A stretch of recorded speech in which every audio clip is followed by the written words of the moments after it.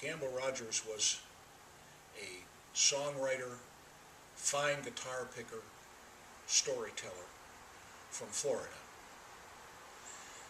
Gamble died in 1991 trying to save a swimmer off of a favorite beach of his. That beach in Flagler County is now the Gamble Rogers State Park. There's a middle school named for him in St. Augustine, where he lived and where he was the dean of music. And he played in every bar and grill in St. Augustine, all the way up to Carnegie Hall. His memory has been kept alive by a wonderful folk festival called the Gamble Rogers Folk Festival in St. Augustine, and usually in the first weekend of May each year.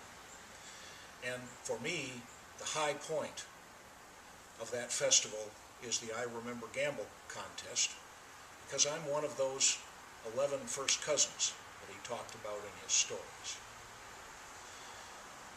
The contest usually features a story or a song and needs to use material from Gamble.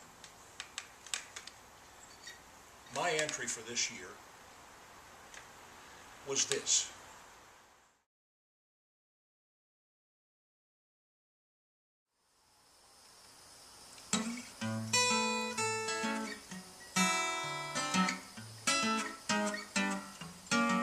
This was supposed to have been Gamble's guitar.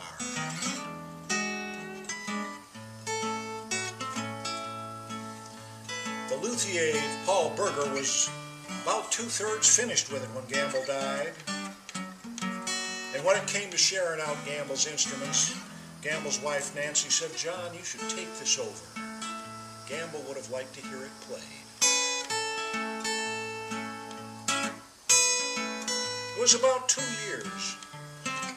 It took Paul Berger to finish that last third of the guitar. He told my wife Beverly every time he picked it up to work on it, he just started crying.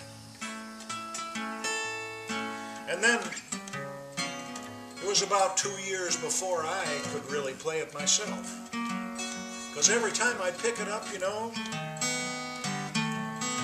I just think that maybe it was expecting the master's stroke. But in due course, with all the gentility that Gamble had in life, the guitar started playing for me.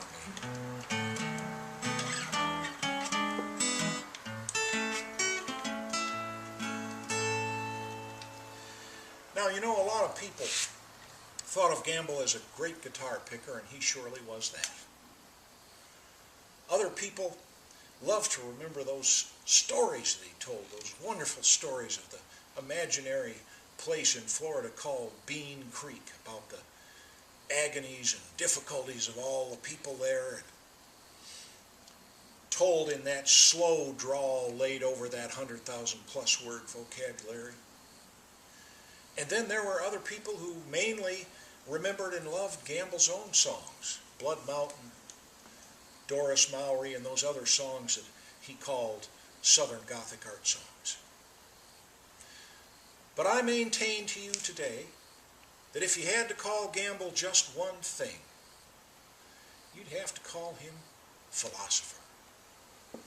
He would have been proud to be standing up on the humble proscenium of Arundale's Purina store there in Bean Creek with all the other natural philosophers, using dialectic and discourse to solve the daily issues and difficulties of Bean Creek.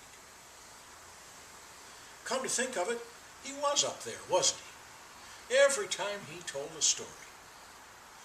Remember Agamemnon Jones explaining to Big Bubba that he really shouldn't punish Hilo Poindexter for being human unless he made a habit of it. Or Gamble explaining theology by noting that the Unitarian Church was the one with the lightning rod on the steeple, because apparently the Unitarians trust the Lord in all matters except electrical.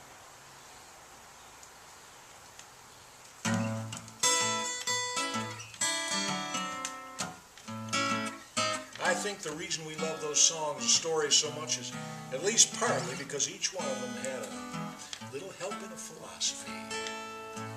He was a gentleman scholar and a good old boy. Those epigrams and aphorisms he employed, they just helped us understand his philosophy. Now some people called him a picker, some called him a sage,